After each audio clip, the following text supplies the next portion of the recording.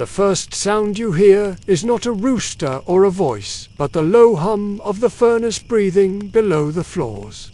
The air is cool above the marble, damp with last night's condensation, and you can see your breath mist as you step inside the bathhouse. The hour is early, when the streets of Rome are still grey and quiet, when only the bakers and the slaves are awake. You carry a bundle of dry twigs under one arm, your tunic rough against your skin, and your sandals scrape lightly over the stone. Tonight you are standing in the middle of the great baths of Titus, where the marble pillars reach up to a ceiling so high it disappears into shadow. The smell of yesterday's smoke still clings to the tiles, and you know before the first guest arrives, everything must be ready. The water hot, the floors clean, the oil jars filled. Most people would not last 5 minutes here. The heat alone drives out the faint-hearted. So, before you get too comfortable, take a moment to like the video and subscribe. But only if you truly enjoy what I do here. Tell me where you are listening from and what time it is where you are. Now, lower the lights, maybe let the fan hum in the background, and let us drift together into tonight's journey. The great hall stretches wide before you. Pillars rise into shadow, and the pools rest still and dark. The statues of gods and heroes watch with empty eyes, their marble faces pale in the early light. The water in the main pool mirrors the ceiling, catching your reflection as you move. You are the first to arrive, as always. You are the one who wakes the warmth of this place. You walk toward the furnace passage. The narrow corridor is damp, and the air grows warmer as you descend. The walls are black with soot, and the scent of old smoke clings to your tunic. You crouch near the great furnace door, open it carefully, and sweep away yesterday's ash with a bronze pan. Then you stack dry twigs in neat rows, placing the heavier logs above them. The sound of wood sliding into place feels familiar, almost soothing. When the first spark catches, it dances like a small spirit in the darkness. You blow gently, feeding it air until it grows. Soon the twigs crackle, and the fire begins to hum, a low, steady sound that fills the chamber. Heat spreads slowly through the bricks, through the hollow floors of the hypocaust, through the heart of the baths. You watch it climb, patient and steady. You pause for a moment, letting the warmth touch your hands. In this quiet hour, it feels as if you speak to a living thing. The furnace is not just stone and flame. It is the breath of the whole building, a creature that must be fed and kept alive. The first task of every morning is to keep that breath going. When the fires begin to take, you move along the tunnels below, checking the flues and vents that carry heat to the rooms above. You crouch low and listen. Each channel makes a faint rushing sound as the air begins to move. The system is ancient, built by men whose names no one remembers, yet it works with precision that still amazes you.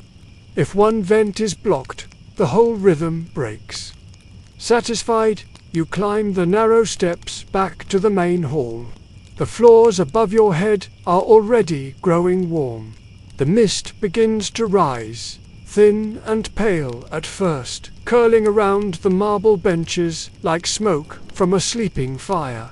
Outside, faint voices echo from the streets. Somewhere a cart rattles, a dog barks, and the city begins to stir. You take a broom of reeds and sweep the changing room.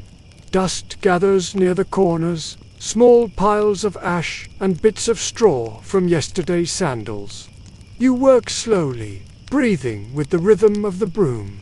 Each stroke brings the room closer to its perfect stillness. You hum softly to yourself.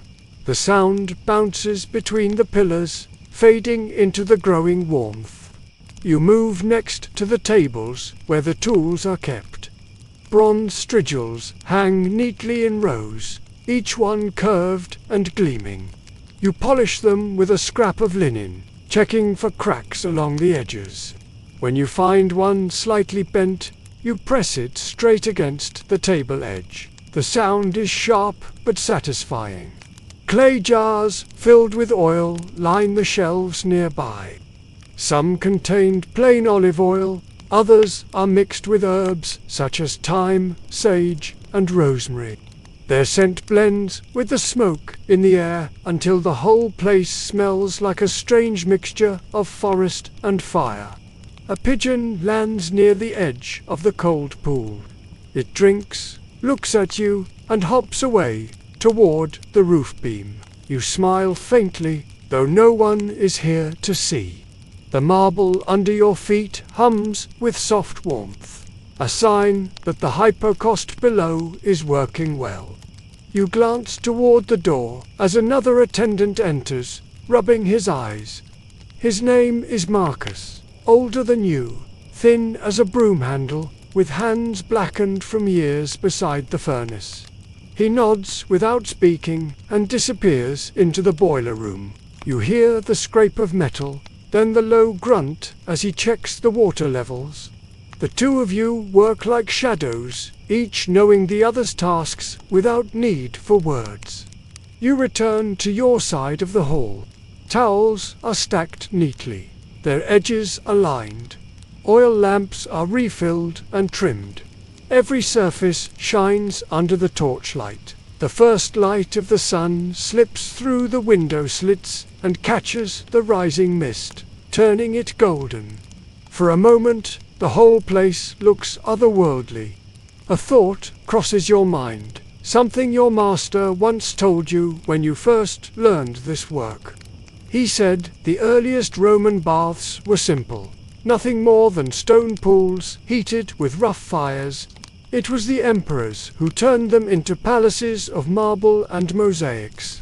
You try to imagine what it must have been like back then, when people came here only to wash, not to boast or gossip.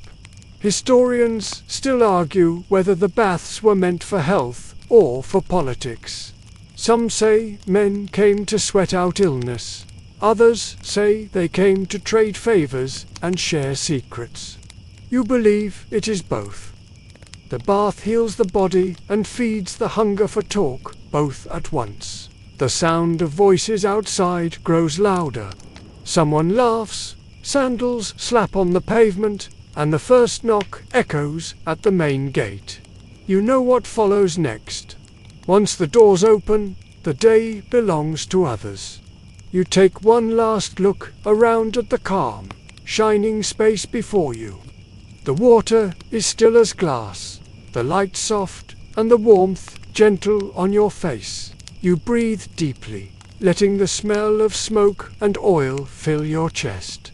Then you exhale, steady and slow. The day has begun for the bath attendant of Rome. The fire below grows stronger, spreading its warmth through the channels of the hypocaust.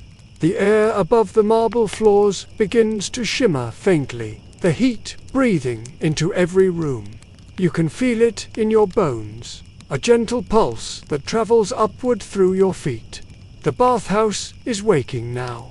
You make your way through the long corridor that runs behind the main pools. The light from the small oil lamps dances on the walls, where soot has painted dark rivers over time.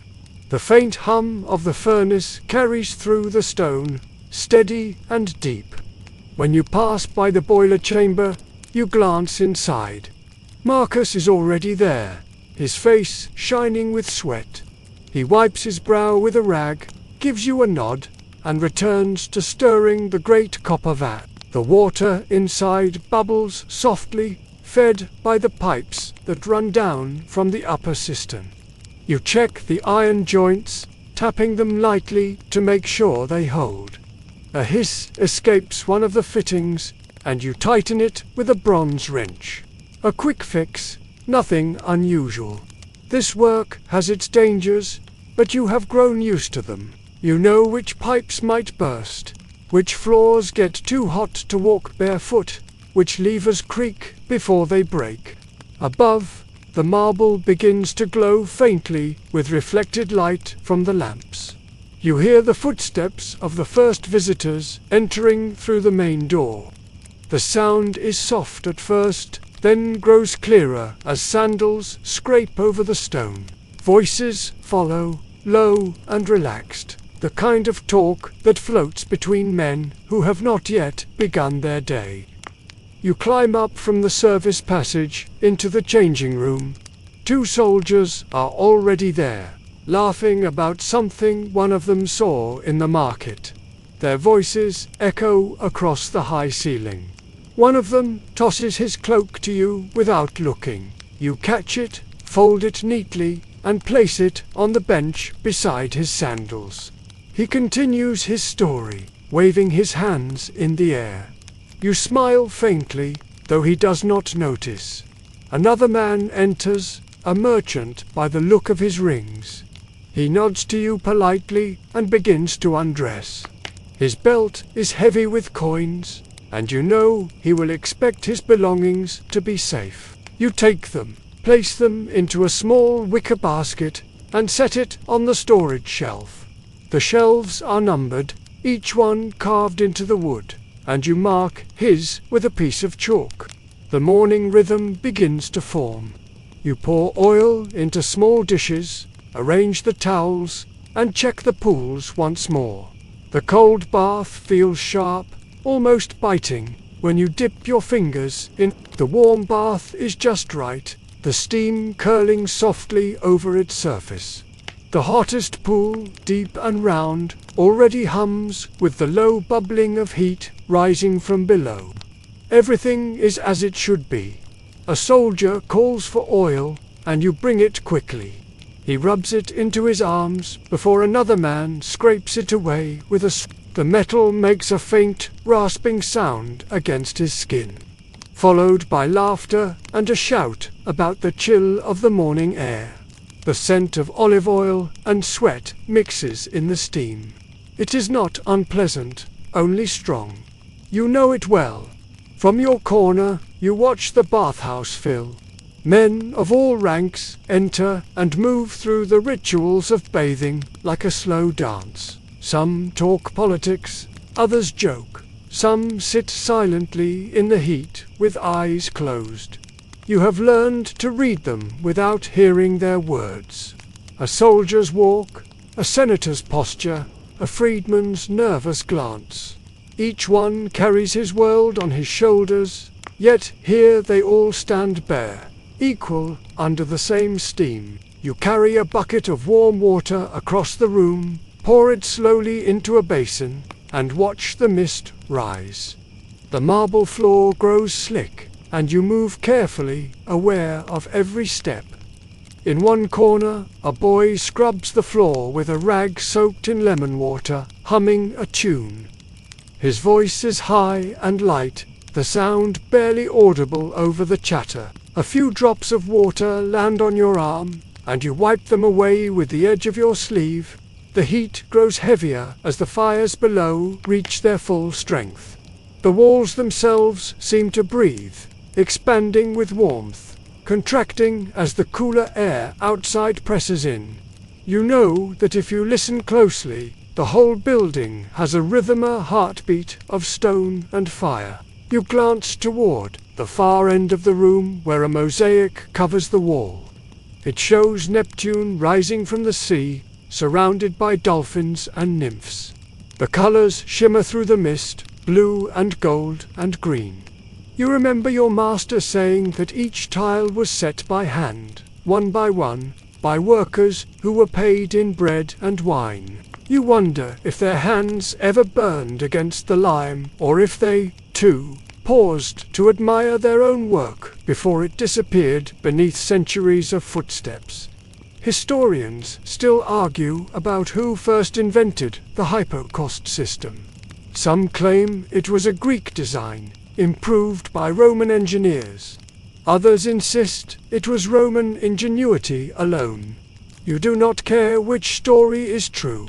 What matters to you is the steady hum beneath your feet, the sure warmth that fills the air, the proof that someone long ago knew exactly what they were doing.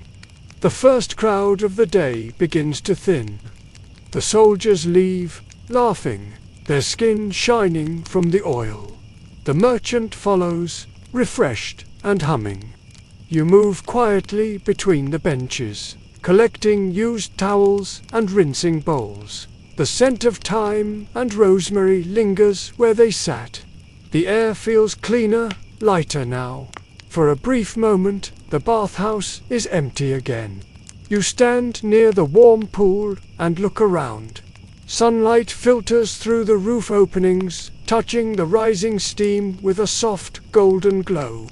You take a deep breath and close your eyes, feeling the heat wash over you like a slow tide. The second wave of visitors will come soon, and the calm will vanish once more. But for now, you stand still, surrounded by the whispering sound of water and the distant crackle of fire beneath the marble. The day is young, and your work has only begun. The morning grows brighter as sunlight spills through the narrow windows above the pools. The mist glows like gold dust floating in the air. The first rush of guests has come and gone, leaving the space quieter for a short while.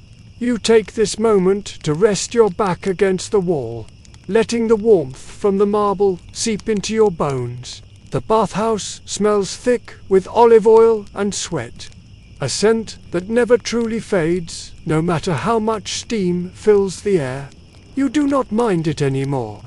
It has become the scent of your trade, the smell of labor and heat and survival. You can tell the hour by it, as surely as by the sun. When it is sharp and strong, the day has begun. When it softens, you know evening is near. You take up a bronze bowl and pour warm water over a set of strigils, cleaning them one by one. Each has a small nick or scratch that tells a story. The soldiers prefer the rough ones. The merchants ask for the polished, and the older men never notice the difference. You dip a cloth into oil and rub the metal until it shines again. The light catches on its edge like a thin blade. A group of young men enters the room, talking loudly, their laughter echoing between the columns. They are fresh from training at the gymnasium, muscles tight, skin still dusted with sand. One tosses his tunic on the bench without care, and you fold it neatly before he even looks your way. He nods, half thankful, then plunges into the warm pool with a shout. Water splashes across the floor, and you step aside just in time. Their laughter fills the air, and soon the quiet of morning is gone. The echoes bounce against the stone, blending with the constant hiss of steam. You hear one of them joke about a senator's latest speech, another boasting about a chariot race. The noise is endless, but it carries a strange energy that keeps you moving. You refill the oil trays, check the levels of water in the smaller pools, and bring clean towels to the side table. The heat grows heavier, clinging to your skin. You roll up your sleeves and wipe your face with your forearm. Sweat drips into your eyes, but you have learned not to notice. The rhythm of the bathhouse is a kind of music. The scrape of strigils, the splash of water, the low murmur of voices, all mixing into one continuous sound. A man calls your name. You turn to see one of the older patrons, a scholar by his appearance, with grey hair tied neatly and a towel over his shoulder. He points toward a small jar of oil on the table. You bring it to him, and he begins to speak about how certain oils protect the skin better than others. You nod politely while he talks, though you have heard this speech 100 times before. He mentions that in the East, Some people use crocodile dung mixed with rosewater as a kind of sunscreen. You try not to laugh. He says it with great seriousness, as though he himself has tested it. You nod again, holding your face steady, and return to your work. You will remember this story later, when the night is long and the fires are low. Another man nearby asks you to fetch a new strigil, and you hurry to the shelf. The bronze tools clink softly as you pick through them. You hand him one, and he grins, saying he likes the sharp kind because it makes him feel alive. You smile back, though you think it is foolish. The tool is not meant to cut, only to clean. But you say nothing. The customer is always right, even when he is wrong. Soon, the air grows thick again with sound. You catch fragments of talk rumors about new taxes, a story about an eclipse, and someone swearing that the emperor himself plans to visit the city baths next week. You doubt it. Emperors do not bathe where common men do. Still, gossip spreads faster than heat. You carry a pail of fresh water to the edge of the pool and pour it slowly, watching the ripples spread across the surface. The light above breaks into glittering patterns on the water, then fades again into mist. You pause a moment, watching the movement of light and shadow. There is a quiet beauty to it, one most people never notice. You think about how this same water has passed through pipes built generations ago. Roman engineers designed them so precisely that even now, centuries later, they carry the flow perfectly. Some pipes are made of lead, some of clay, some carved from stone. You have learned their sounds by heart. The good ones whisper softly, the cracked ones groan. Historians still argue whether these baths were a symbol of Rome's greatness or a sign of its vanity. You have no answer for them. You only know that without men like you, none of this would exist. The heat, the steam, the comfort, all of it depends on hands that stay hidden in the shadows. The young men finish their bathing and leave in groups, still laughing. Their voices fade down the hall until only the sound of dripping water remains. You kneel and begin mopping the floor with a long-handled cloth. The wet marble gleams under the lamplight, smooth as glass. The smell of lemon water rises from the bucket, fresh and sharp. For a moment, you stop to stretch your arms. The ache in your shoulders is steady but familiar. It has been with you so long, it feels like an old friend. You sit on the edge of the pool, letting your feet dangle in the warm water. The heat climbs up your legs, loosening every tight muscle. Outside, a bell rings faintly from a nearby temple. The sound slips through the walls, mingling with the low hum of the fires below. You close your eyes, breathing slowly. You have learned that moments like this are rare, brief, and precious. In a few minutes, the next wave of visitors will arrive, bringing their noise, their sweat, and their endless demands. You take one last look around the room. The mist floats in thin layers, the marble glows, and the water shimmers quietly under the light. The day continues, as it always does, one task after another, until the city itself grows tired. You stand, pick up your bucket, and begin again. By the time the second hour passes, the bathhouse hums like a hive. The quiet calm of early morning is gone, replaced by a constant rhythm of footsteps, chatter, and splashing water. You move between the rooms, careful not to bump into the guests, your hands full with jars of oil and bundles of towels.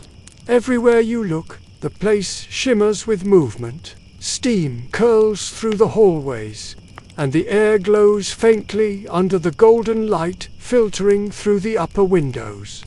Voices echo from the caldarium, the hottest room of all, where men sit half-submerged in pools that steam like cauldrons.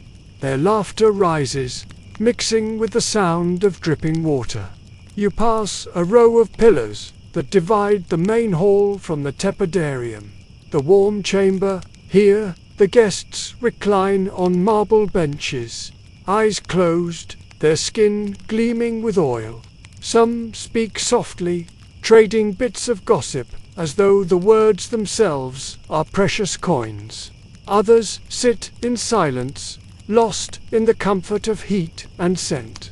You carry a jug of perfumed oil to the side table. The scent is sharp and sweet rose, sandalwood, and something faintly citrus. You pour it into smaller bowls, watching the golden liquid catch the light. The smell fills the air instantly, cutting through the heavier odors of smoke and sweat.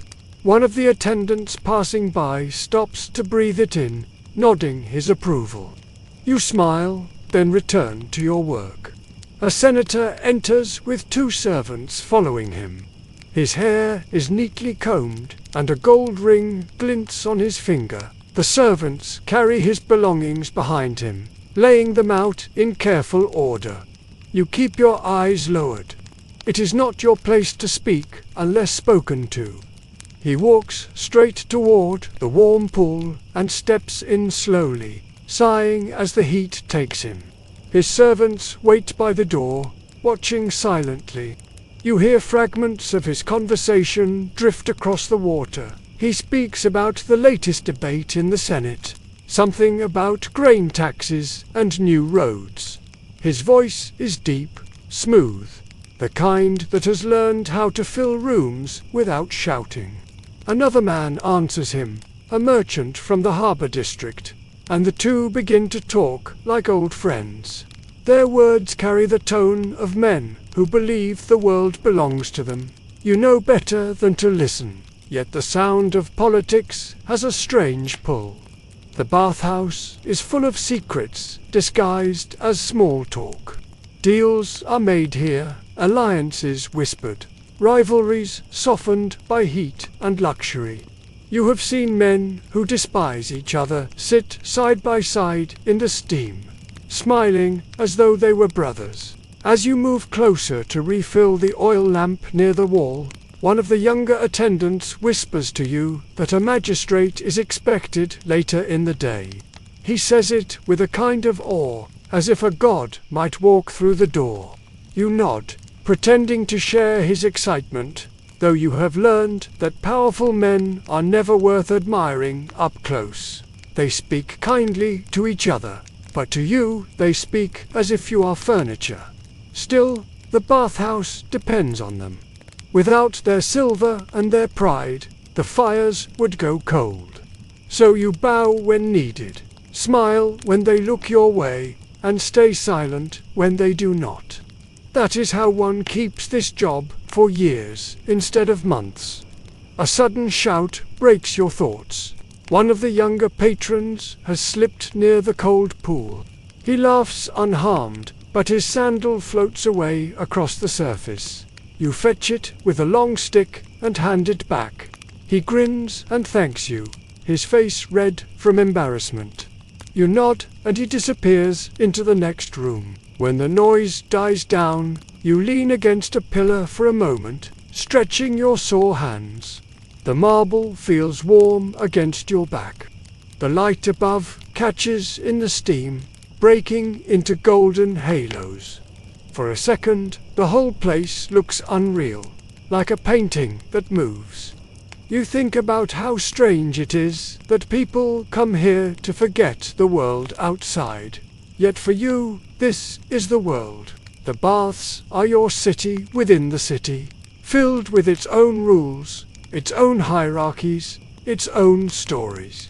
Historians still argue whether the great Roman baths were meant as symbols of civic pride or instruments of control. Some say they kept the citizens happy, others that they reminded everyone who ruled. You wonder what they would think if they saw it from your view, from down among the buckets and brushes. A faint crack from below tells you the furnace is burning hot again. You take a moment to check the heat vents near the wall, adjusting the clay covers so the warmth spreads evenly. The air grows heavy as you work, and your tunic sticks to your back. You drink a mouthful of water from a jug, the taste slightly metallic from the pipes. The day moves forward. Patrons come and go, each leaving behind traces of their presence. A towel left unfolded, a drop of oil on the floor, a ring of footprints drying in the warmth. You wipe, polish, refill, and replace, each motion smooth from years of habit. One of the attendants near the doorway jokes that if you ever stop moving, you will turn to marble like the statues. You laugh softly. Perhaps that would not be so bad, you say. At least marble does not sweat. He laughs in return, shaking his head.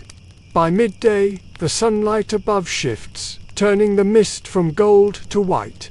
The air feels thicker, the sound of the city beyond the walls dimmer. You walk past the pools one last time, checking every corner before you head down to the furnace again. The fires must be fed. You lift the hatch to the lower corridor and descend into the heat. It greets you like a living thing, hot and dry, pressing against your skin. The smell of burning wood and smoke fills your lungs. You toss in new logs, listening to the crackle as the flames consume them. The glow paints the walls orange and red, and the sound is almost like breathing. When the fire steadies, you rest for a moment, sitting on a stone block beside the wall. The warmth seeps into your muscles. You close your eyes and listen to the muffled rhythm above the faint splash of water, the low hum of voices, the heartbeat of the Roman bathhouse that you keep alive. You return from the furnace room with the smell of smoke still clinging to your tunic. The bathhouse above is alive once more, full of voices that rise and fall like waves against stone. The sound of splashing echoes from every corner. Someone laughs from the tepidarium. Another curses softly as the cold bath bites at his skin.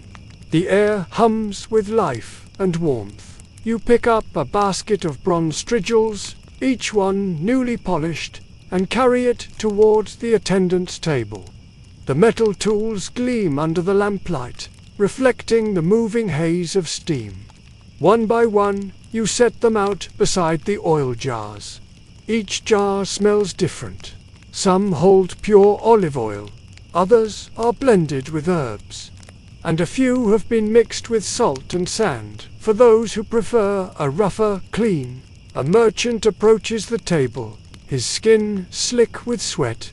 He gestures to you for help, and you nod, guiding him toward one of the stone benches. You dip your hands into a bowl of warm oil, then pour it slowly down his shoulders. The liquid slides down his back, glistening in the light. You take a strigil, place its curved edge against his skin, and begin the slow, practiced rhythm of scraping. The sound is soft but sharp, a metallic whisper over flesh. You move carefully, drawing the blade downward in long strokes. Sweat, oil, and dust gather on the edge, and you wipe it clean with a towel before starting again. The merchant exhales deeply, his muscles relaxing.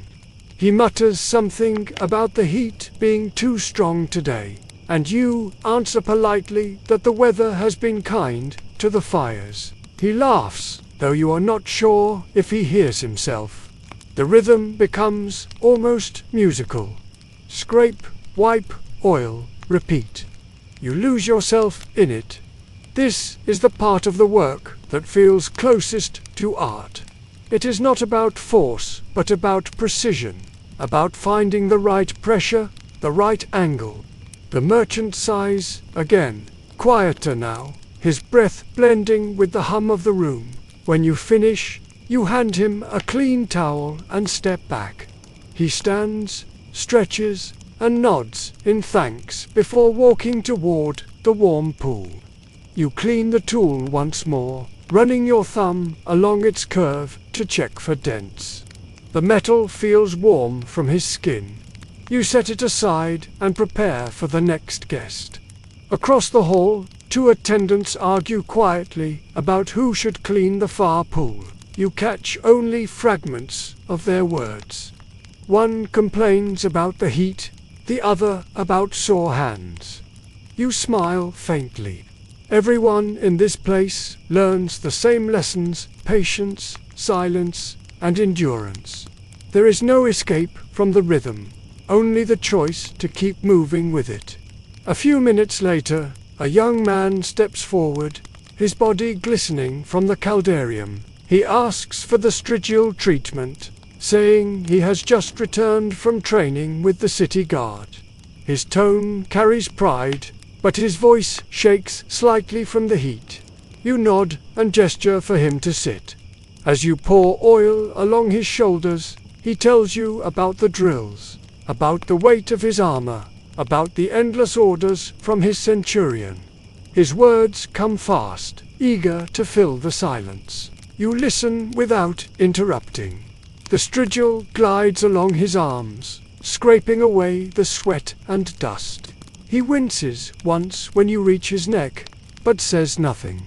When you finish, he smiles, thanks you, and tosses a small coin onto the table. It clinks softly as it lands.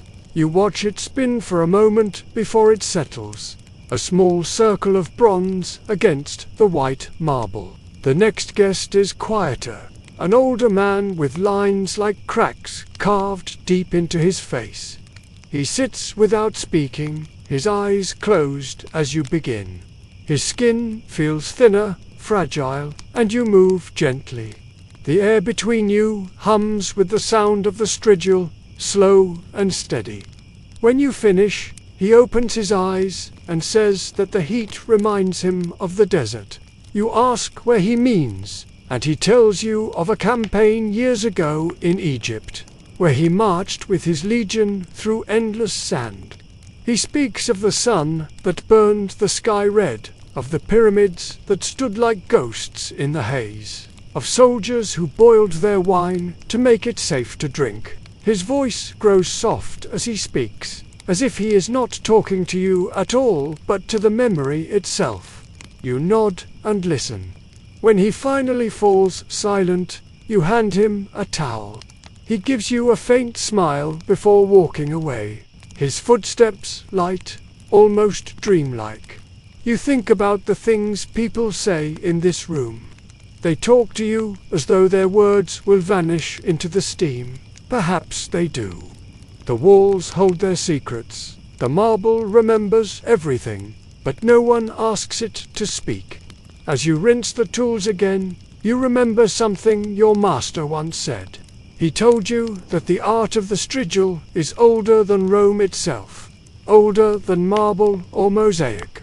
The Greeks used it first in their gymnasiums and their bathhouses. They believed that scraping the skin was a form of purification, both for the body and the spirit. You do not know if that is true, but you like the thought of it. It gives purpose to the endless scraping and polishing.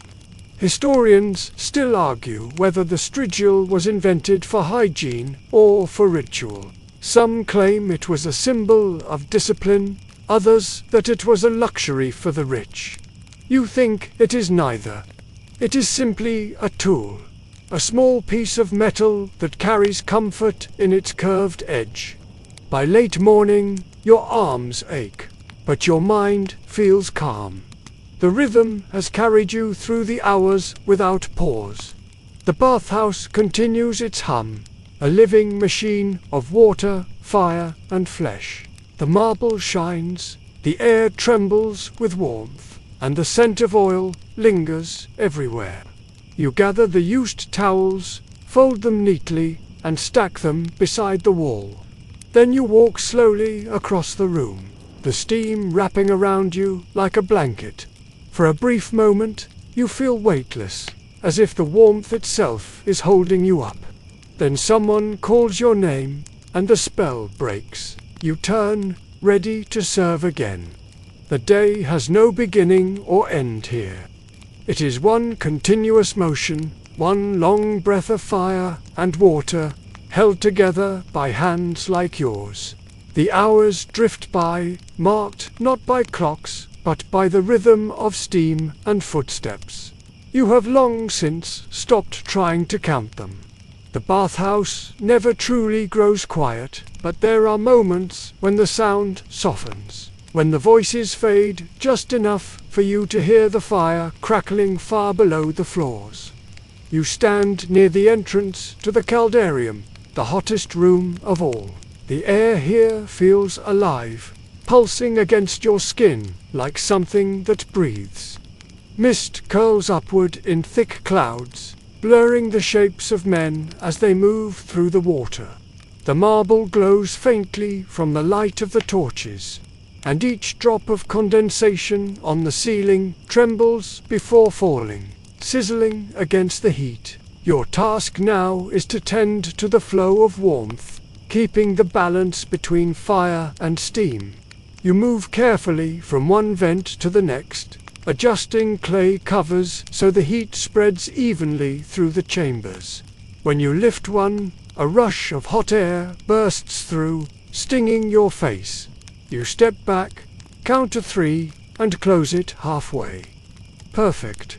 The air settles into that familiar, living hum. In your hands, you carry a small basket filled with bundles of herbs, bay leaves, thyme, lavender, and mint. You toss a handful into a bronze pot near the vent. As the herbs hit the hot water, the air fills with their fragrance. A few of the guests sigh, smiling at the change. The scent softens the heaviness of the steam, adding a layer of freshness that cuts through the sweat and smoke. One man, lying against the edge of the pool, opens his eyes and asks what herbs you used. You tell him their names, and he nods, saying that his mother once boiled mint leaves to ease her headaches. You smile faintly and move on to the next vent, carrying the small comfort of his words with you. As you work, you pass through the doorway into the tepidarium, the room of gentle warmth. Here, the air is softer, the light dimmer. The men who come here are older, quieter, content to soak in silence. The sound of water moving against marble fills the room like a slow song. You walk carefully between the pools, carrying a copper bowl of clean water for rinsing. Near the far corner, 2 scholars are speaking softly. You hear them debating the purpose of the baths, their voices low but intense. One insists that heat draws out the impurities of the body. The other argues that it purifies the soul by reminding a man of his own fragility. Their words drift toward you, and for a moment you imagine them echoing through centuries. Historians still argue over the same questions, though you doubt they know what it feels like to live inside the heat itself. You refill the oil lamps one by one, trimming the wicks so they burn evenly. The light flickers along the curved walls, catching the glint of mosaics that shimmer under the mist. One mosaic shows a woman pouring water from an urn, her eyes half closed, her face calm and distant. You look at her longer than you mean to, wondering if the artist who made her ever imagined how long she would watch this room. In the caldarium, a group of younger men begins to complain about the heat. You go to check the furnace below. The corridor is narrow, and the air feels thicker with every step you take downward. The walls sweat with condensation, and the light from your lamp flickers as you move. The sound of fire grows louder until it fills your ears completely. You kneel and open the furnace hatch. The blaze roars inside, alive and strong. You toss in a few more logs and stir the coals with an iron rod. Sparks leap toward your face, and you flinch. though you have done this 1,000 times before. The smell of smoke and burning wood fills the space thick enough to taste. When you climb back to the surface, the difference in air feels startling. The steam of the bathhouse seems almost cool compared to the furnace below. You take a moment to breathe, resting your back against a pillar. A faint smile touches your lips. No one else here ever feels that difference. The pulse of heat that runs beneath everything. It is your secret, shared only with the fire itself. You move once more through the rooms, checking the vents and pools.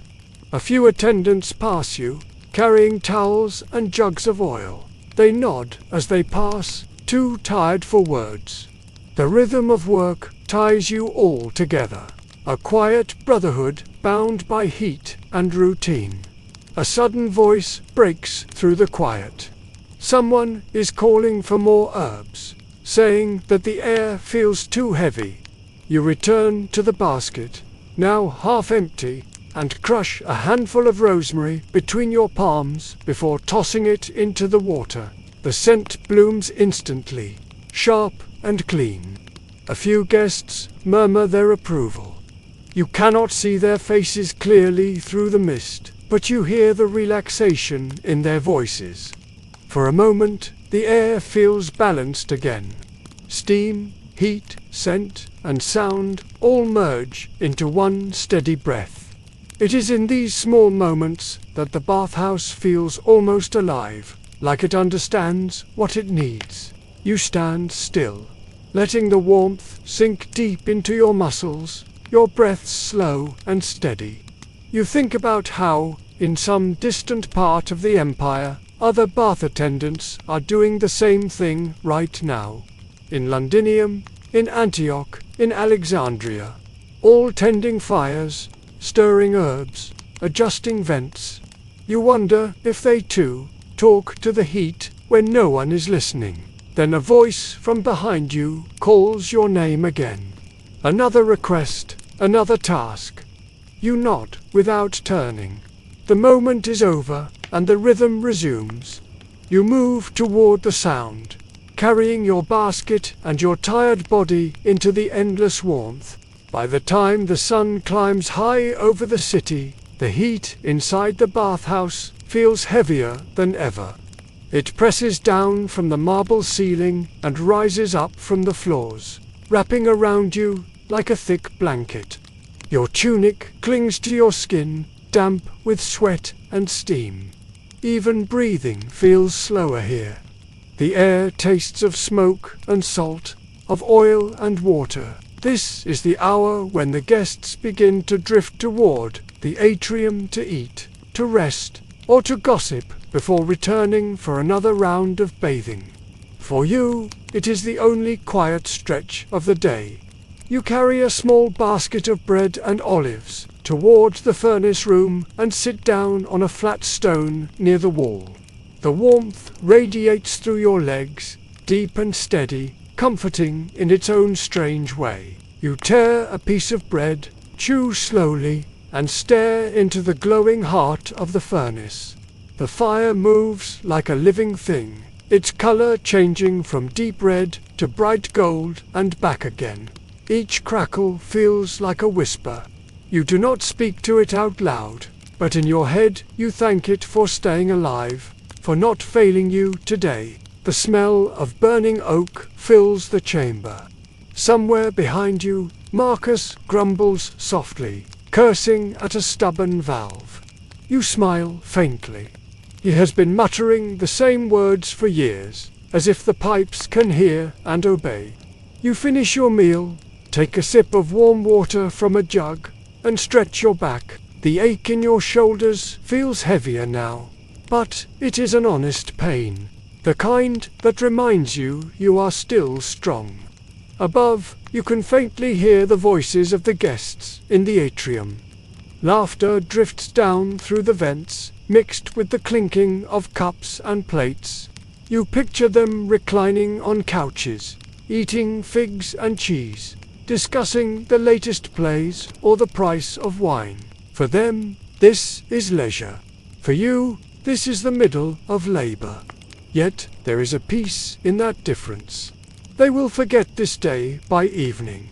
You will remember it because you have lived every heartbeat of it. You pick up a small bronze poker and stir the coals gently. Sparks rise in tiny bursts of light before fading back into ash.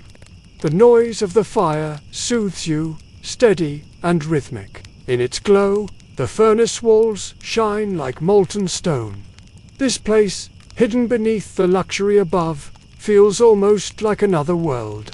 You think of the strange contrast, the guests soaking in comfort above, while below, the workers live among heat, soot and shadow.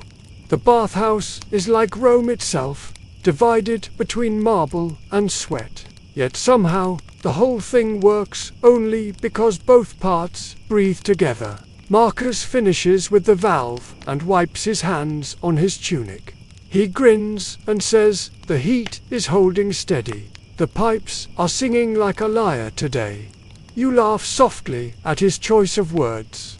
He always compares the bathhouse to music, as if every vent and pipe has its own tune. Sometimes, when the day grows long and the fires burn low, you almost believe him. He sits beside you, pulls a chunk of bread from his pocket, and begins to eat. For a while, neither of you speaks. The silence between attendants is not empty. It is full of understanding. You both know what it means to keep this place alive. When you finally stand again, the ache in your knees makes you groan softly. You stretch and head toward the stairs that lead back up to the main hall. The change in air feels sudden. The steam above hits your face, and the brightness of the marble blinds you for a moment. You blink until your eyes adjust. The bathhouse looks different now in the afternoon light. The steam is thinner, drifting lazily under the ceiling.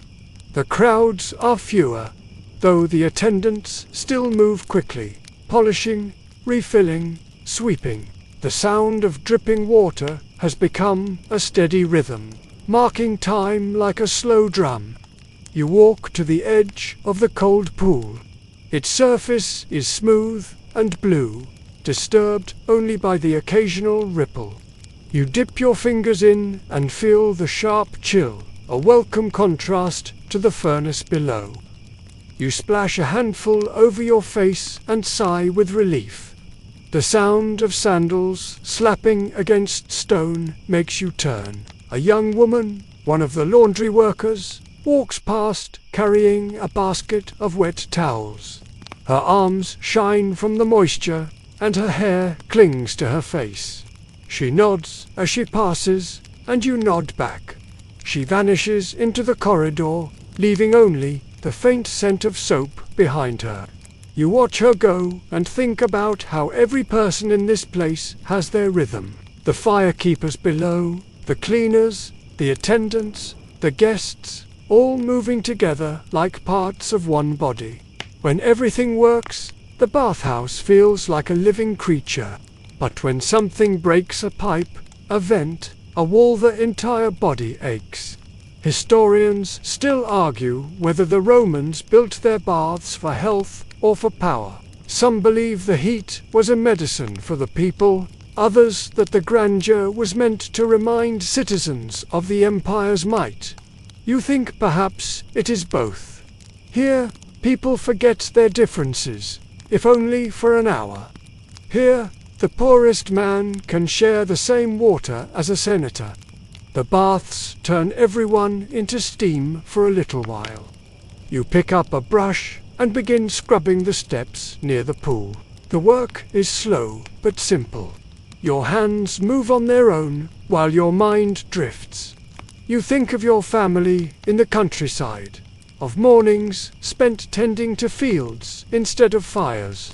You have not been back in years. The sound of the water reminds you of the small stream that ran past your home. You wonder if it still flows clear, or if time has clouded it like everything else. The brush squeaks against the stone. You rinse it in a bucket, wring it out, and continue until the marble gleams again. The reflection of light in the clean water seems brighter now. You take a deep breath, feeling the air settle heavy in your chest. For a brief moment, you let yourself stand still. The sounds of laughter, footsteps, and crackling fire blur together, forming a strange harmony that fills the space. You realize that this, in its own way, is peace. Then a call echoes from the atrium marcus again, shouting for help with the water pressure. You sigh, set the brush aside, and turn toward the corridor. The peace fades, but the rhythm remains. You follow it back into the heat, the fire, and the heartbeat of the Roman bathhouse. The heat greets you again as you walk into the tepidarium. Afternoon has painted the marble in soft gold and shadow. The air shimmers faintly, caught between light and steam, and the sound of dripping water echoes like a steady heartbeat. The first rush of morning bathers is gone, replaced now by the slow luxury of the wealthy. You can tell who they are without hearing their names. Their sandals are finer, their gestures slower, their voices lower but certain. They move through the space as though they own it, which, in a way, they do. You step aside as two of them pass, wrapped in thin linen towels, their bodies glistening from the warm mist. The faint scent of rose oil trails behind them. At the center of the hall stands a polished table carved from marble.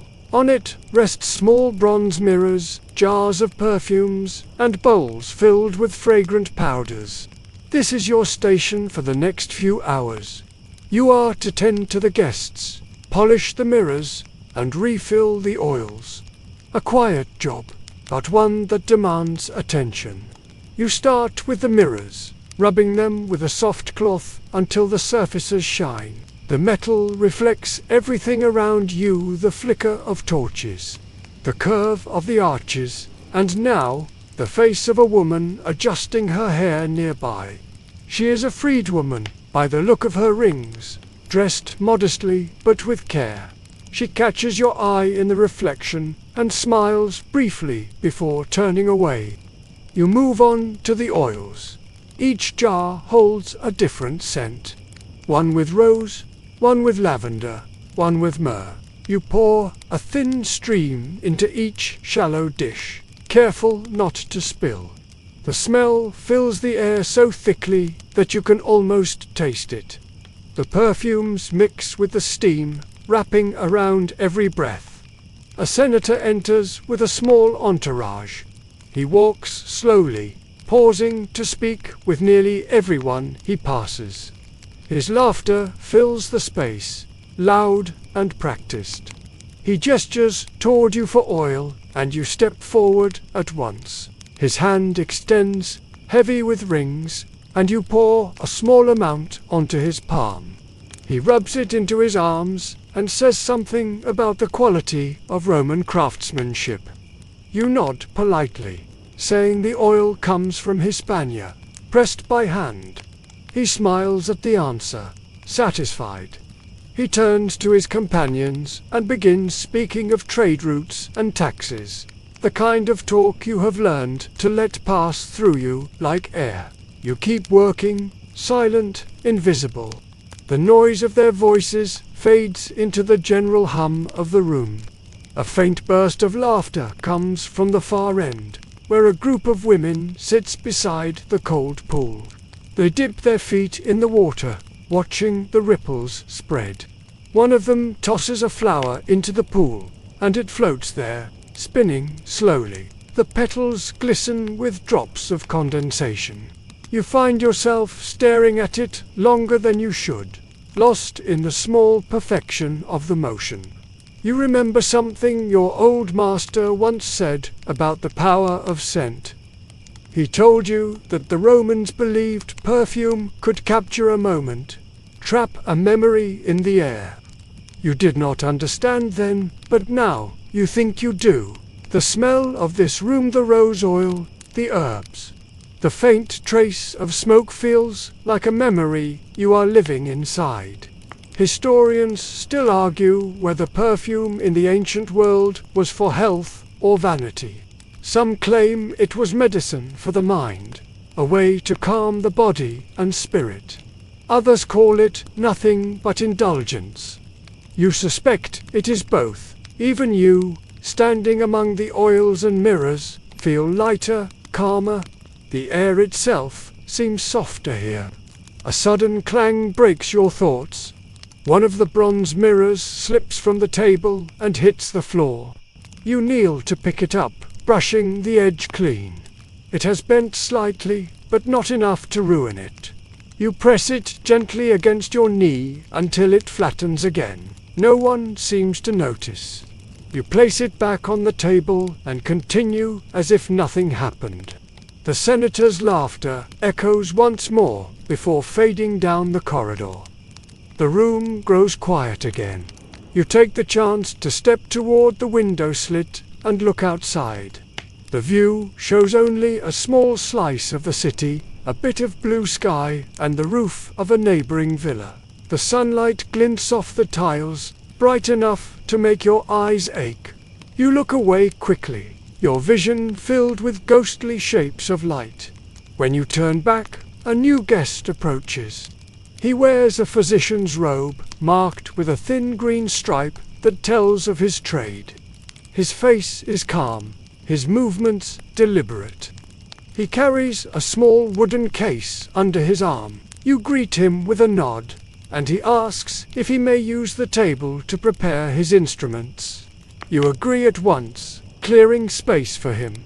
He opens the case, revealing small bronze tools, glass vials, and strips of linen. He tells you he has been invited to demonstrate new methods of cleansing wounds using heated oil. You nod, again, curious. He arranges his tools neatly, his fingers steady. There is something almost comforting in the precision of his work. While he prepares, he talks about the nature of heat, how it purifies and heals. He says that fire itself is the truest medicine, that every cure begins with warmth. You think of the furnace below and smile quietly at the thought that perhaps you, too, are a kind of healer, though no one would ever call you that. He finishes his preparation, thanks you for the space, and moves to another room where the demonstration will take place. You watch him go, his case clasped tightly in both hands. For a moment, you feel a strange pride. Even if no one else sees it, you know the warmth he needs came from your fire. The rest of the afternoon stretches on in slow rhythm. You polish, pour, and wipe. The lamps flicker as the sunlight begins to fade, turning the steam to silver. The guests move more slowly now, their energy softened by hours of comfort. The bathhouse exhales, settling into the steady pulse that always comes before evening. You gather the last of the towels and stack them neatly by the wall. The air smells of rose and cedar. The mirrors gleam, each reflecting the soft glow of torchlight. You stand for a moment, breathing in the perfume, feeling the heat slide along your arms like silk. The day still has hours left, but the hardest part is behind you. You glance once toward the furnace door below. The fires are still strong, steady, alive. As long as they burn, the bathhouse breathes. And as long as it breathes, so do you. The air in the bathhouse carries a deeper hum now, the kind that comes with evening's approach. The golden light that once poured through the narrow windows has turned to amber, and the steam catches it like thin sheets of glass. You can feel the shift without looking at the sun. The sounds change too. Laughter softens, voices drop, and the rhythm of footsteps grows slower, heavier. You are arranging the last of the oils when you notice a small stir near the door. A physician has returned. the same one who prepared his case earlier. Behind him walks a small group of curious guests, some still wrapped in towels, others half-dressed. You follow them with your eyes as they settle near the benches in the tepidarium. The air there is cooler, easier to breathe. The physician sets his wooden case down again and begins to speak in calm tones. His hands move with confidence as he explains the process. You cannot hear everything from where you stand, but you catch enough to understand. He talks about how heat cleanses wounds, how the right balance of fire and oil can close the skin faster than any herb. His words carry both certainty and pride. He picks up a small bronze needle and holds it over a lamp until it glows faintly red. A murmur passes through the small audience. The physician dips the needle into a vial of oil, then presses it against a strip of linen. The oil sizzles and darkens. He explains that the process kills the bad humors that cause rot. Some of the guests look uneasy.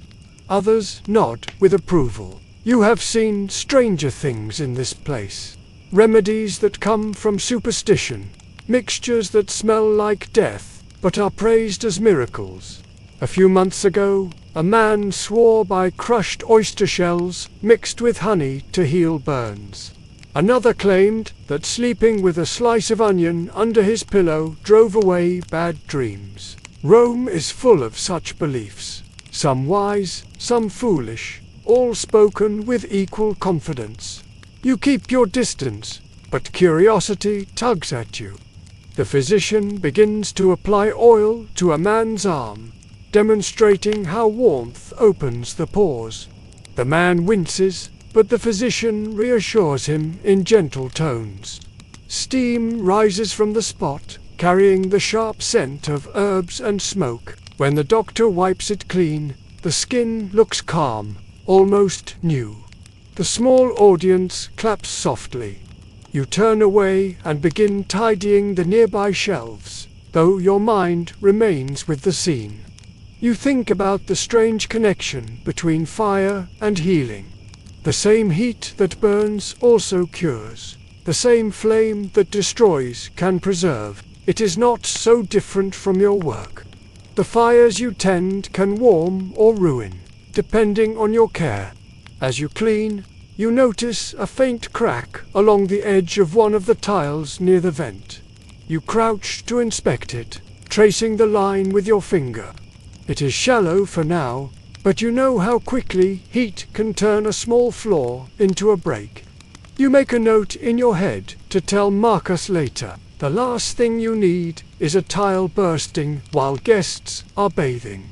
You rise and stretch your back. Across the room, the physician has finished his display. He bows politely to his audience, who thank him with polite applause before drifting away toward the pools. He lingers a moment, repacking his tools. When he passes by you on his way out, he nods in recognition. You return the gesture, saying quietly that the air smells cleaner after his work. He smiles, perhaps at the compliment, perhaps at the truth of it. The evening crowd begins to gather slowly. The merchants return after their midday meals, their bellies full and their tempers softened. A few senators enter as well, speaking in low tones about the day's debates. You cannot help but overhear a fragment or two. Words like grain shortage, border patrol, and the emperor's favor. To them, these walls are both sanctuary and forum. Every whisper here seems to carry weight beyond its sound. You refill the oil lamps one by one, trimming the wicks so that their glow steadies against the thickening mist. The room takes on a different beauty now. The light is dimmer, gentler. The air feels heavier, almost liquid. Every movement seems slower, deliberate, part of some long ritual that began long before you were born and will continue long after you are gone. A man calls out for a towel, and you bring it quickly. His voice is sharp, but not unkind. He tosses you a coin without looking, his attention already back to the conversation at his side. You catch the coin mid-air and pocket it, the sound soft against the cloth. It is a small gesture, but one that adds a bit of comfort to the endless hours. For a few moments, the bathhouse quiets again. You walk to the far pool, where the water ripples from an unseen current. You kneel, dipping your hand in the warmth. Feels perfect, not too hot, not too cool. You scoop a handful and let it pour through your fingers, watching it catch the lamplight. You think about how much work goes into something so simple. 1,000 moving parts, all hidden beneath the marble, all depending on hands like yours. Historians still argue whether the great Roman baths were miracles of engineering or monuments of pride. Some call them proof of civilization's genius, others a sign of its excess. You think both might be true. The baths are magnificent, yes, but they demand constant feeding. Like Rome itself, they survive only through labor that no one sees. A sudden noise breaks the calm. A servant rushes past, carrying a bucket and muttering about a blocked drain. You follow him with your eyes until he disappears into the corridor. You have been in his place more times than you can count. The work never ends, no matter how perfect the marble looks above. You stand there for a long moment, listening to the sound of running water, of laughter, of life. The air feels almost alive, pulsing in time with the fire below. You take a deep breath, and the scent of oil and herbs fills your lungs. It smells like the heart of Rome itself. You close your eyes briefly, not to rest, but to listen. The hum of the bathhouse surrounds you, deep and endless, like the sea. The hum of voices fades as evening deepens. The sun outside has begun to sink, casting long streaks of gold through the high windows before vanishing into grey. Torches burn brighter now, their flames reflected in the mist like faint stars. The water glows in shades of copper and amber. You know this light well. It is the sign that the most private hour of the bathhouse is about to begin. This is the time when men of power arrive quietly, when they come not to relax but to speak unseen. You have learned to recognize their movements, the way they lower their voices, the way their attendants wait by the door. They pretend to come for comfort, but they bring politics with them like invisible baggage. You take your position near the wall, close enough to serve, but far enough not to be noticed. The first to enter is a magistrate, tall and pale, his robe tied loosely at the waist. Behind him follows a senator, older, with a limp that slows his steps. They greet each other softly, their words wrapped in the sound of trickling water. You keep your eyes low and continue polishing a lamp that does not truly need polishing. It is the perfect task, quiet, repetitive, and believable. You hear the men settle into the tepid room. Their conversation begins lightly, with talk of wine and family, but soon the tone shifts. The magistrate speaks of trade restrictions, the senator of foreign alliances. Their voices drop lower. You cannot hear every word, but you catch fragments, names, numbers, promises. They think no one listens, and perhaps they are right. You are invisible here, part of the marble, part of the warmth. Still, you cannot help but absorb their words. You have heard things before, rumors about new taxes, about conspiracies, about men rising and falling overnight. You never repeat what you hear. That silence is part of your job. It is what keeps you safe. The bathhouse has always been a place of whispers.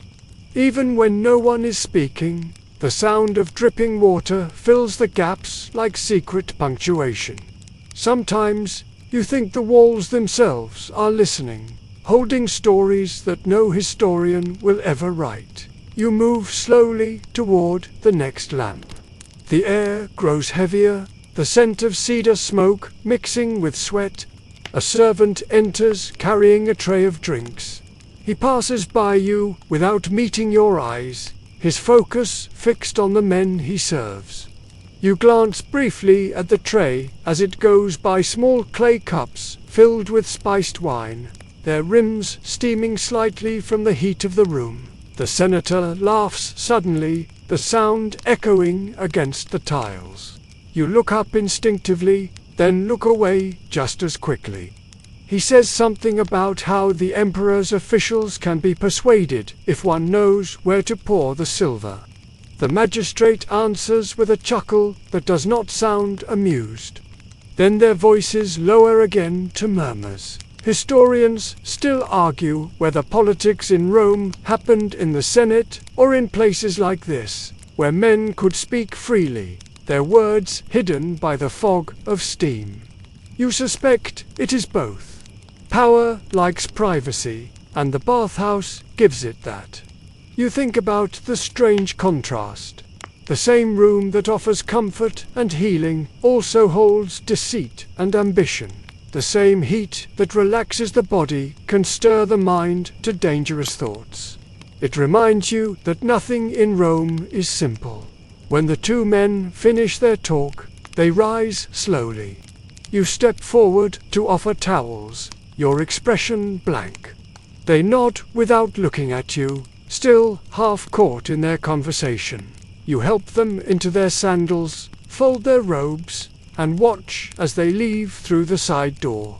Their voices fade, replaced once again by the low murmur of water. You take a deep breath. The air feels lighter now that they are gone. The sound of their footsteps echoes down the corridor and disappears. For a long moment, you stand alone in the tepid. The torches flicker, and the faint reflection of firelight dances along the water's surface. You return to your work. The benches need wiping, the lamps need trimming, and the floor must be swept again. You fall into the rhythm easily. The tasks are endless but familiar, and the repetition calms your mind. You notice a coin lying near one of the pools, half hidden beneath a towel. You pick it up and turn it in your hand. It bears the face of the emperor, his profile stern and proud. You wonder if the man who dropped it did so by accident or by habit, careless in his wealth. You slip the coin into the small clay bowl kept for lost items. By morning, it will be gone, claimed by someone who insists it was theirs. A faint sound catches your ear, a splash, followed by a cough. You turn quickly. A young man has slipped while stepping into the hot pool. He pulls himself up, unhurt but embarrassed. You hurry to offer him a towel, and he thanks you with a sheepish grin. His friend laughs, clapping him on the shoulder. The moment passes, and the laughter ripples outward like the water itself. You smile quietly to yourself. Even here, where marble and politics meet, people are still people. Clumsy, proud, alive. The evening deepens further. You can feel the air cooling outside the walls, though inside, the heat remains steady. The fires below still burn strong, their light flickering through the vents like the glow of hidden stars. You think of Marcus tending them now, his face lit by the orange breath of the furnace. You pause by one of the pillars and lean against it for a moment. Your reflection shimmers faintly on the wet marble floor. The room feels vast, endless. You realize that you have not seen the sky since morning. The bathhouse keeps you enclosed, folded into its rhythm, until even time itself seems to blur. You close your eyes and listen. Water drips, voices murmur, the fires breathe. It is the same song it always sings. The same song it will still be singing long after you are gone. The night wind begins to stir beyond the high windows, faint and cool. Inside the bathhouse, the air remains heavy, dense with warmth and perfume. This is the busiest hour of the day, when those who worked through the sunlight hours now come seeking comfort.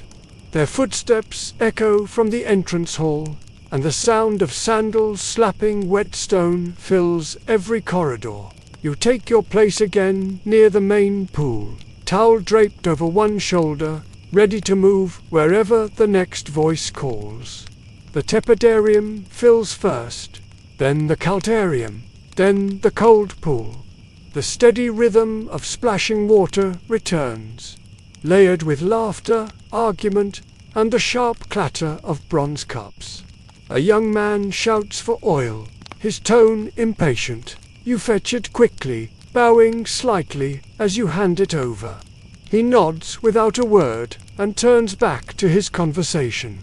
Another guest asks for a strigial, and you hand it to him before the sentence finishes. Your body moves faster than thought now, trained by repetition, driven by instinct. You can tell what each guest will need before they ask. The soldier will want the rough strigial, the merchant will demand the scented oil, and the scholar will ask for warm water mixed with herbs. You carry it all in a quiet rhythm that never changes. The noise grows thicker. Someone begins to sing, a half-drunken tune that wobbles through the air. Others join in, clapping along. A burst of laughter follows.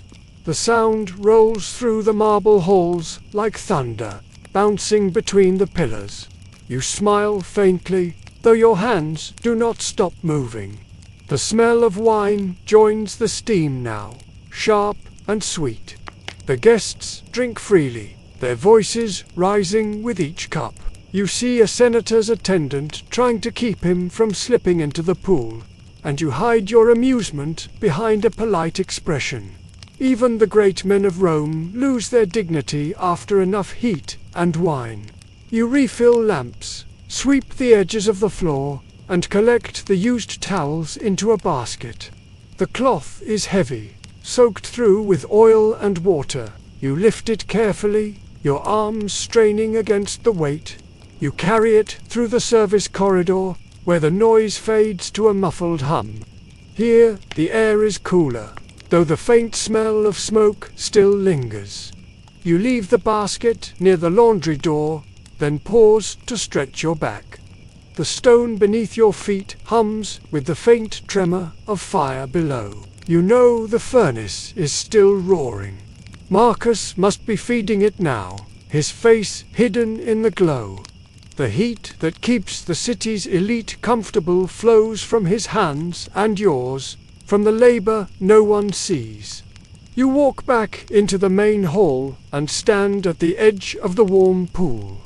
The mist curls around your legs.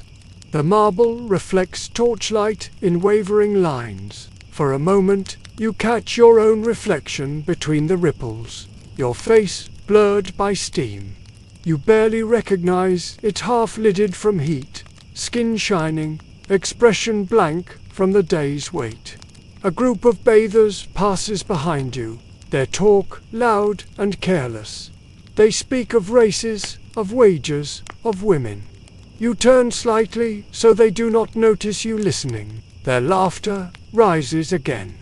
One of them splashes water at another, and the sound echoes like rain on stone.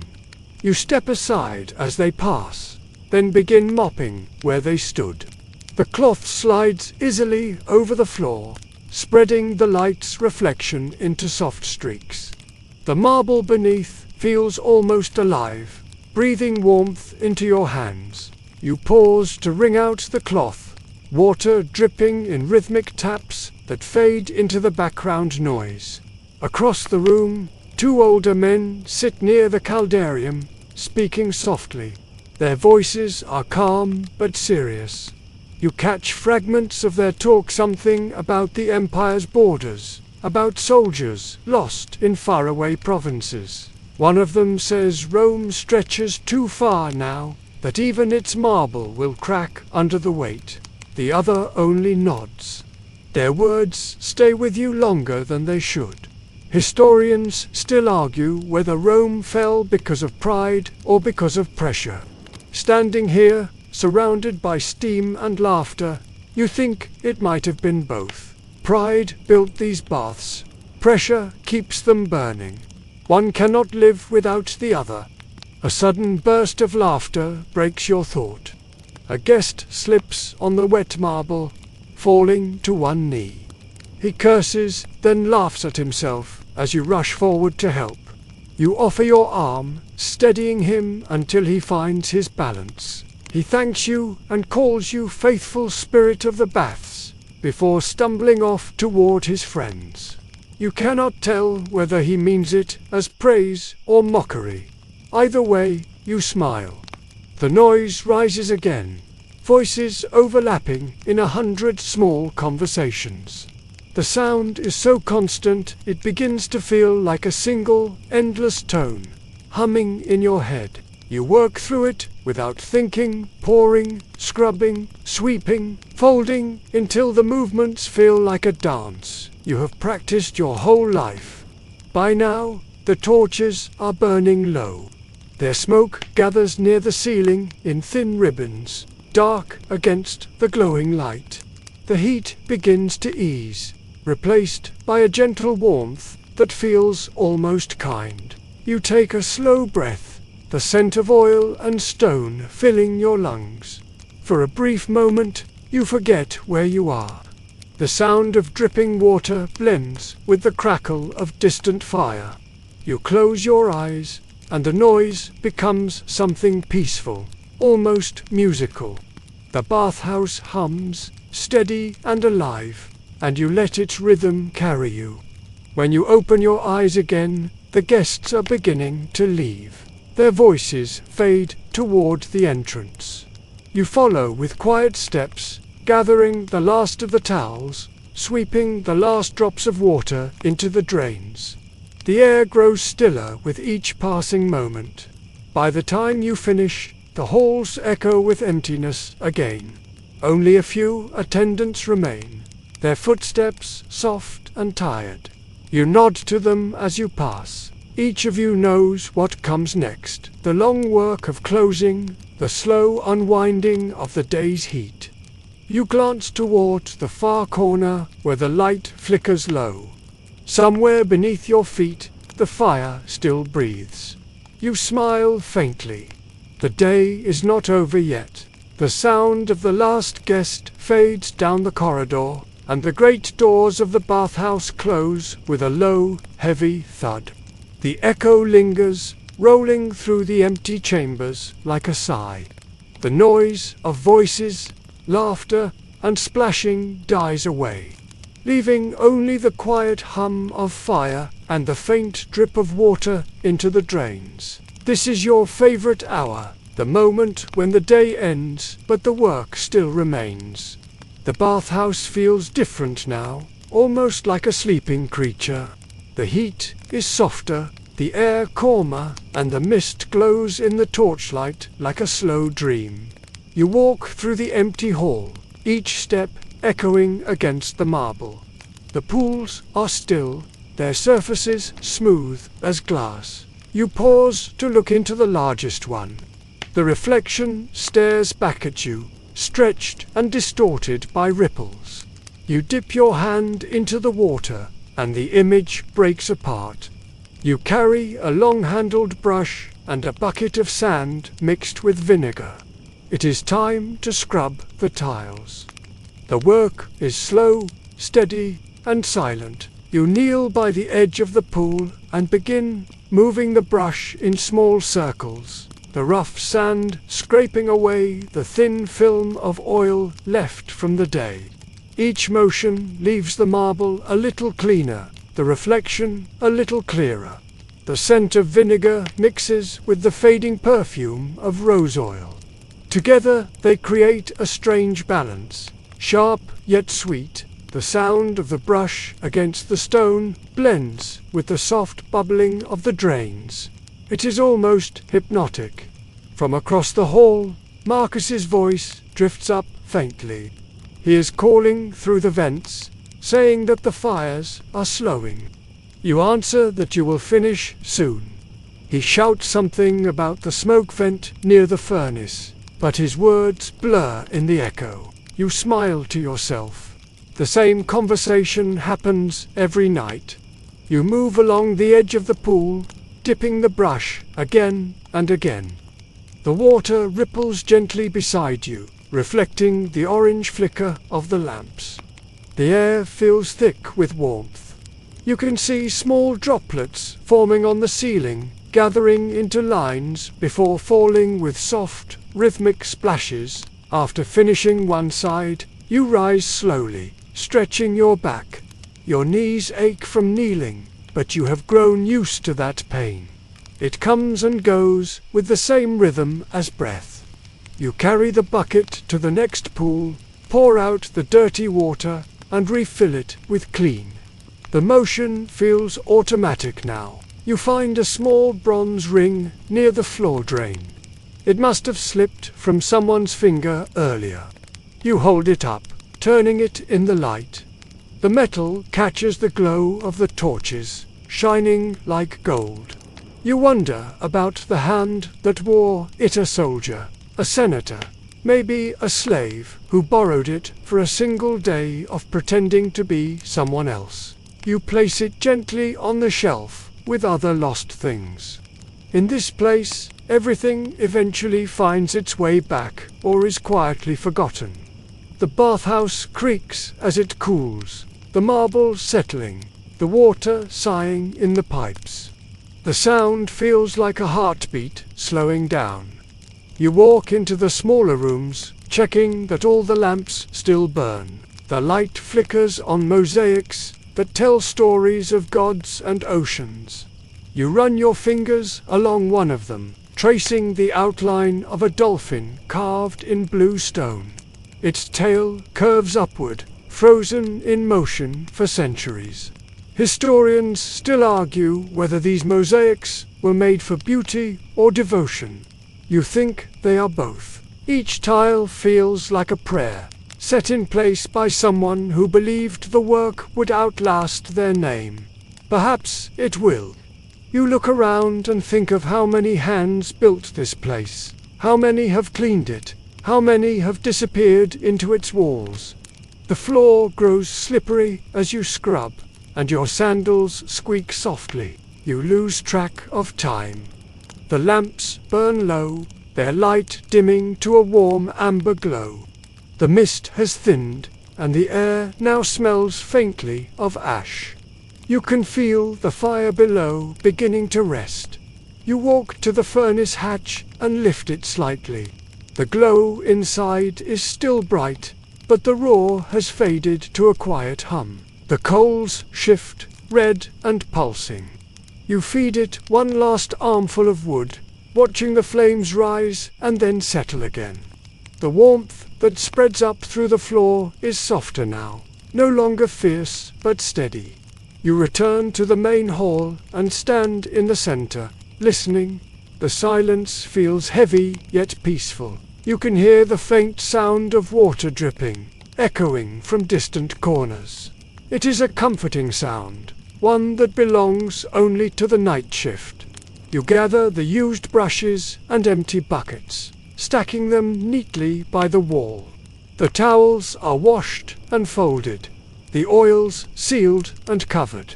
You move slowly through the corridor, checking every corner one last time. Nothing stirs except a whisper of the fire and the quiet rhythm of your own breathing.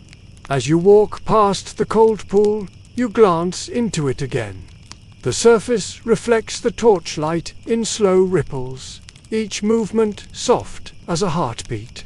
You kneel, touch the water lightly, and feel its coolness against your fingers. The day is finally done. For a brief moment, you let your hand rest there, feeling the pulse of warmth beneath the marble, the steady breath of the bathhouse that never truly sleeps. You whisper a soft thank you to the fire, to the water, to the silence and stand once more. Then you turn toward the corridor that leads to your quarters, your footsteps quiet against the stone, the air behind you glowing faintly with the last warmth of the day. The corridors grow darker as you make your way toward the furnace chambers below. The air thickens with the smell of smoke, warm metal, and damp earth. Each step you take echoes against the brick walls, the sound swallowed quickly by the steady heartbeat of the fire. You carry a small oil lamp, its flame trembling in the still air. The light glints off the soot that covers everything down here. This part of the bathhouse is hidden from the city above. No marble, no mosaics, only rough stone and shadow. The walls sweat with moisture, and rivulets of condensation trace crooked paths to the floor. The heat radiates from every direction, and your tunic clings to your back within moments. You find Marcus crouched beside the main furnace, poking at the coals with a long iron rod. His face glows red from the reflected light, and beads of sweat run down his neck. When he hears your footsteps, he grunts without looking up. You set your lamp on a nearby shelf and kneel beside him. The sound of the fire fills the space, loud and steady. The two of you work in silence, feeding the flames piece by piece. You lift a heavy log, the bark dry and brittle, and slide it into the furnace. The flames catch quickly, flaring bright before settling into a steady burn. Marcus mutters that the heat will hold through the night if the air stays calm. You nod, knowing he is rarely wrong. He has lived in this heat longer than most soldiers have lived in battle. After a while, he leans back and wipes his forehead. His hands tremble slightly from the long day. He says the younger attendants cannot handle this kind of work anymore. You smile, saying perhaps the younger ones are smarter for finding easier jobs. He laughs, a low, rough sound that echoes like gravel in a bucket. The two of you share a jug of water, warm and metallic from the pipes. It tastes of smoke, but it eases your dry throat. For a few minutes, neither of you speaks. The fire hums softly, and the shadows sway with its rhythm. It feels like sitting beside an old friend. You glance into the furnace. The flames move like living things, curling and twisting in slow, elegant shapes. You think again about what the physician said earlier, that fire is the truest medicine. Watching it now, you understand. Fire destroys and heals, cleanses and feeds. Without it, the marble above would be cold and dead. You and Marcus make your way through the tunnels, checking each smaller furnace that feeds heat into different parts of the bathhouse. You listen to the sound of the air moving through the vents, a low hum that feels alive. At one opening, you stop to clear a bit of ash that has gathered near the grate. Marcus checks another, tightening the hinges with a small wrench. In one corner, you find a small lizard resting against the warm stone. It blinks slowly at you, then scurries away into the dark. You smile faintly. Even here, life finds warmth. You sit down for a moment on a flat piece of stone, resting your arms on your knees. The fire's glow flickers against the walls, casting long shadows that stretch and shrink as the flames dance. You can hear faint voices from above, the last attendants finishing their closing work. Soon, the bathhouse will belong only to you and the fire.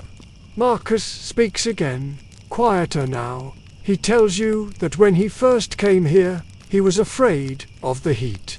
He burned his hands twice in one day and thought about leaving.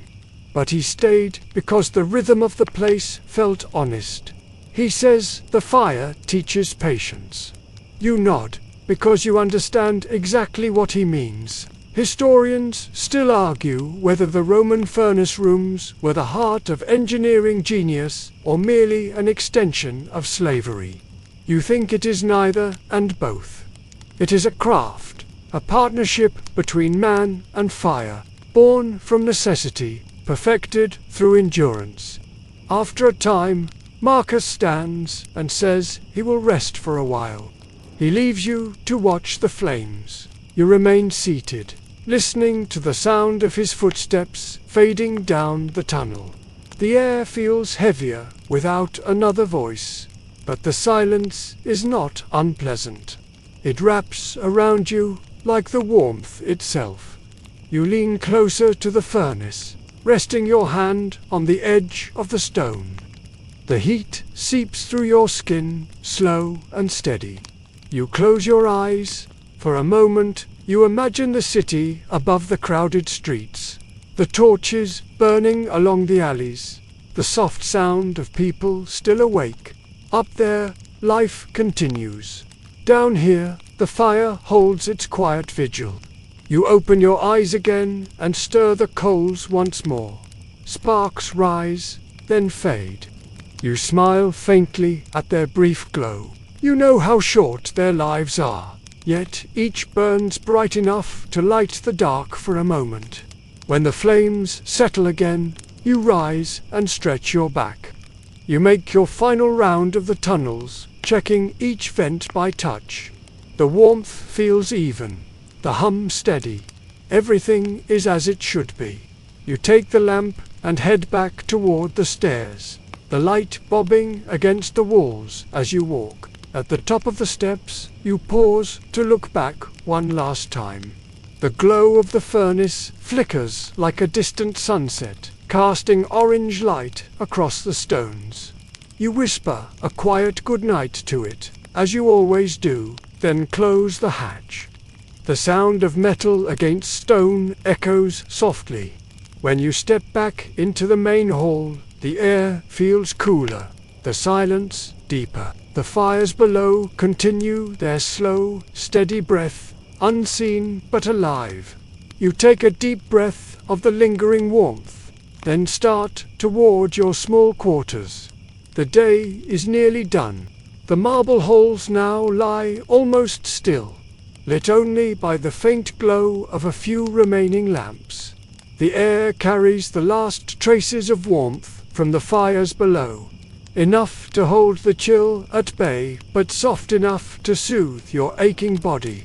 You move through the empty corridors slowly, your steps gentle on the stone so as not to break the quiet. You pass the rows of empty benches, the folded towels, the silent pools that once shimmered with life. A thin wisp of steam still lingers above the warm water, curling like breath in the air. You pause beside it, tracing your reflection in the ripples. The day's work is finished. All that remains is rest. Your small, sleeping quarters sit behind the furnace chamber, carved from stone and lit by a single oil lamp. The walls are dark with soot, the air heavy with smoke, yet it feels safe, familiar. You set the lamp on the wooden shelf beside your straw bed. The flame flickers, casting a faint golden halo over the walls. You sit slowly, easing yourself down onto the straw. Your back protests with a sharp ache, but it fades quickly into dull warmth. You take a sip of water from a clay cup, then lean back, letting your head rest against the wall. For a moment, you simply breathe. The sounds of the bathhouse drift faintly through the walls. You can still hear the slow pulse of the hypocaust, the gentle crackle of coals settling in the furnace. The fire speaks in its language of hisses and sighs, the same voice that has followed you for years. You think about the guests who filled the halls today, the senator, the soldiers, the merchants, the servants. They came, they soaked, they spoke, they laughed, and then they left. You remember their words, their faces, their careless comfort. You wonder if any of them will ever think about the hands that kept the fire alive. Probably not. That thought no longer stings as it once did. It is simply the nature of your world. Still, there is a quiet pride in it. Without you and Marcus, the marble above would stay cold. The water would turn stale, and the great baths would become nothing more than a hollow monument. The Empire may forget your name, but the warmth you tend will outlast many who hold power. You close your eyes and picture the city outside. The streets are calm now, the sound of distant carts fading into the night. Somewhere a dog barks. The air above the rooftops must feel cool and clean. You have not felt that air in years. You live inside heat, wrapped in the breath of the furnace, where even dreams seem to shimmer. You think, sometimes, about the other attendants in other cities. In Alexandria, perhaps, or in Athens, or far across the sea in Britannia, where the air bites cold and the fires must burn even brighter. You imagine them now, tending their own furnaces, breathing the same smoke, their hands blackened like yours. Perhaps they too whisper their good nights to the flames before sleeping. You shift slightly on the bed, pulling the thin blanket over your shoulders. The warmth of the fire below rises through the floor, steady and rhythmic. Your body hums with it. For a moment, your mind drifts to an old memory. You were young then, newly apprenticed, when the master showed you how to keep the fires balanced. He told you to listen to the sound of the furnace like a heartbeat. If it roared too loud, it would choke. If it whispered too softly, it would die. You learned to hear the difference. You learned patience. Historians still argue whether the attendants of the great Roman baths were slaves, servants, or craftsmen. You know the truth is simpler. You are a caretaker, a keeper of warmth, a witness to the endless rhythm of stone, water, and fire. It is not glory, but it is purpose. You turn on your side, eyes half closed, watching the flame in your lamp sway gently. The shadows on the wall move like slow waves. The firelight paints your small room in shades of gold and rust. You let the sound of the furnace carry through your chest. Somewhere above, water drips once, twice, then stops. The silence that follows is full, not empty. You can feel the bathhouse settling, breathing with you. You know every sound it makes, every shift in the stone, every sigh of cooling marble. You imagine what it would be like to bathe here as a guest, just once. To feel the water without the weight of labor, to close your eyes without thinking of smoke or ash. You smile at the thought, not in longing, but in quiet amusement. It is a dream, but not an impossible one. Perhaps one night, when no one is watching, you will slip into the smallest pool and let the heat wash away the years from your hands. You reach out and pinch the flame of the lamp. Darkness folds around you, soft and complete. The faint orange light from the furnace seeps through the cracks in the wall, enough to paint a dull glow across the room. You lie there in that warmth, eyes open, breathing slowly. The fire murmurs, and the sound feels like a lullaby. You let it guide your thoughts until they blur into the rhythm of the night. The marble above is silent, the city beyond asleep, and the world inside the bathhouse continues to breathe. For now, that is enough. The faint light of dawn begins to filter through the upper vents, pale and silver, touching the corners of the marble halls. The fire below is no longer fierce, but steady, glowing like a fading heart. You wake slowly, your body stiff from sleep, but still warm from the furnace's breath. The first thing you hear is the sound of dripping water, the same soft rhythm that has followed you for years. You sit up on your straw bed, rubbing the sleep from your eyes. The air feels different now, thinner, calmer. It carries a faint chill that tells you the city above is still waking. You reach for your small jug of water, take a sip, and let it sit on your tongue before swallowing. The taste is flat, but it clears your throat. For a moment, you simply sit in silence. You listen to the low hum that passes through the stone, the last pulse of heat traveling upward through the hypocaust. The fire is ready to rest, just as you are. But before the next shift begins, there are small tasks left to do. The bathhouse never stops completely. It only pauses, breathes, and waits for the day to begin again. You rise slowly, stretch your arms, and walk toward the furnace. The glow from within paints the chamber in deep shades of orange.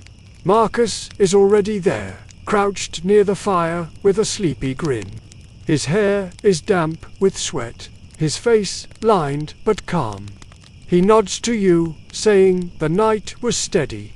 No pipes burst, no smoke backed up. You thank him quietly, the same words you share every morning.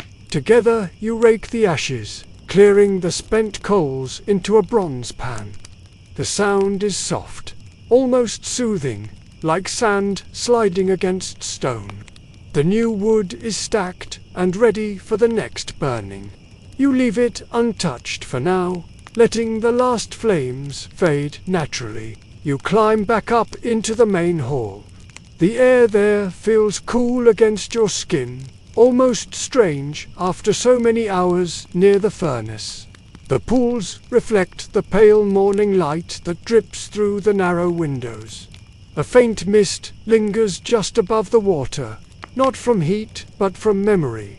You begin your final round, walking slowly through each chamber. You check the oil jars, straighten the towels, and sweep the marble where a few footprints from last night still remain. Every sound echoes the scrape of the broom, the soft creak of wood, the distant call of a bird outside. The bathhouse feels larger now, almost endless in its quiet. As you pass the mosaic of Neptune, you stop and study it. The god still rises from the waves, forever caught in motion, his trident raised high. You wonder how many attendants before you have stopped here, staring at the same face, feeling the same mixture of awe and exhaustion. You reach out and touch one of the blue tiles. It is cool beneath your fingers, smooth as still water. You think about the lives that have passed through this place, the laughter, the whispers, the pride, the pain. Every voice that ever filled these halls has vanished, yet somehow the warmth remains. That is the nature of the baths. You think to take everything, to hold it, to turn it into silence. Historians still argue about what made Rome great. Some say its armies, others its laws or its architecture. You suspect it is the simple things that endure, the sound of water, the craft of heat, the steady hands that kept the fires alive. Empires may fall, but the warmth of human work remains. You step outside into the narrow service yard where the morning light has fully arrived. The sky above the city glows faintly pink. Smoke rises from distant chimneys, blending into the soft air. You breathe deeply, tasting the freshness of dawn for the first time in days. The scent of olive wood still clings to your clothes. You close your eyes and let the cool wind wash over your face. Behind you, the bathhouse rests, quiet and content, like a giant after a long meal. The marble walls gleam in the early light, and for a moment it feels alive, breathing through the slow rhythm of fire and water. You turn back once more to look at it. The thought passes through your mind that one day someone else will tend this fire, someone younger, with unscarred hands and bright eyes.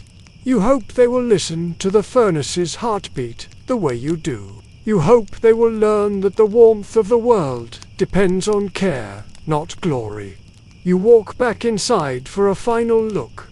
The silence feels pure now, free of echoes. You whisper a quiet farewell, though you will return in a few hours. It feels right to say it anyway. You leave the broom by the wall, the lamps trimmed, the waters still. Everything waits, ready to begin again. You close the door behind you. The sound of the latch echoes softly through the hall. Outside, the city of Rome wakes in slow waves, cartwheels, distant voices, the ringing of hammers. The light grows brighter. You walk down the street toward your small corner of the world, the warmth of the bathhouse still clinging to your skin. You know that by the time you return, the fires will have cooled, waiting patiently for you to wake them again. The thought comforts you. It is a small thing, perhaps, but it is enough. The day of the Roman bath attendant never truly ends. It only circles back to its beginning.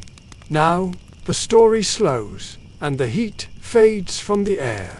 The fires that once roared beneath the marble settle into soft, glowing embers.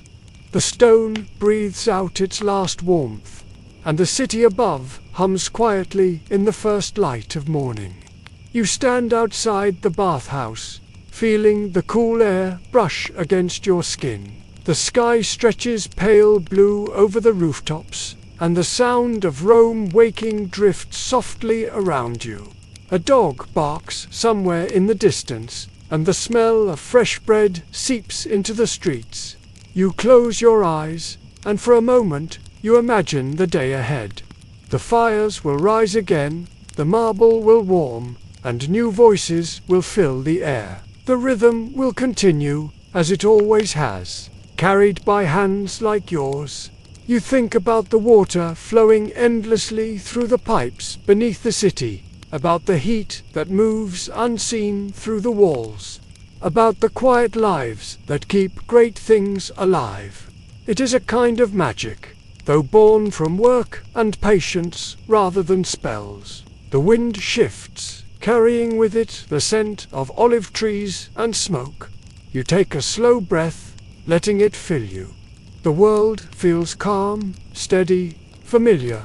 The warmth of the night still lingers in your bones, soft and kind. You turn once more to the bathhouse, its marble gleaming faintly in the morning light. You whisper a final thank you to the fire, to the water, to the silence that carried you through the long night. Then you walk away, each step slower, softer, until only the sound of your breath remains. Sleep well now. The fires will wait.